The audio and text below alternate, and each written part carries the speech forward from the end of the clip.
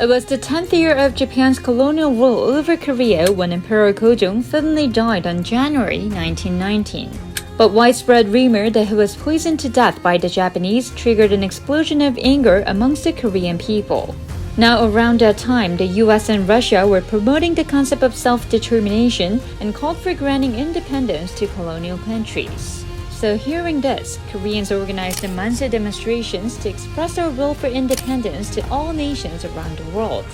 And in every school, female students started forming secret groups dedicated to independence movements. They would study in the day, then gather in the basement at night to write copies of the Declaration of Independence and to draw the Korean national flag.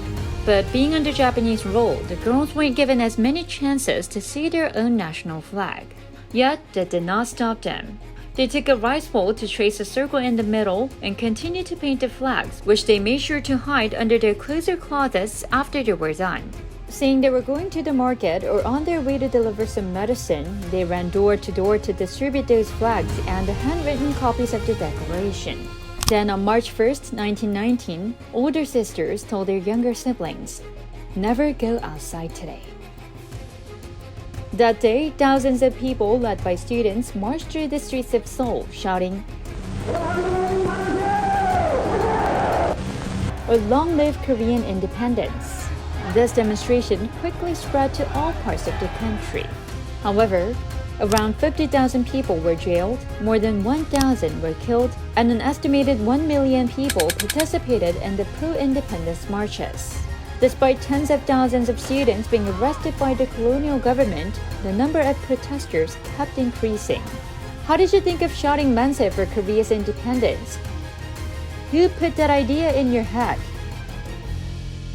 To these interrogations, one girl shouted back, "Why are you saying we couldn't have come out to the streets without being manipulated by our teachers? In Korea, even a mere child knows how to love their country. We're already grown-up women of 13 to 14 years old." The following year, on March 1st, 1920, Yu Gun-sun organized a large-scale protest to mark the first anniversary of the March 1st movement while she was still in prison. But because of this, she was repeatedly bitten and tortured until she died in prison from the injuries. She was just 17.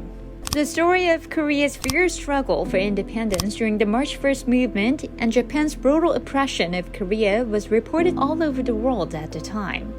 Soon after, a series of independence movements took place around the world, including China's May 4th movement and Gandhi's nonviolence movement. Marking its 101st anniversary this year, the March 1st Independence Movement Day is a national holiday in Korea, which was designated to commemorate the March 1st movement. 101 years ago today, Koreans of all ages and classes came out to the streets yearning for freedom and cried out for independence in peaceful movements. So every March 1st, Koreans hang the national flag to remember the sacrifices that were made for the freedom we enjoy today. Do you have a similar day in your country?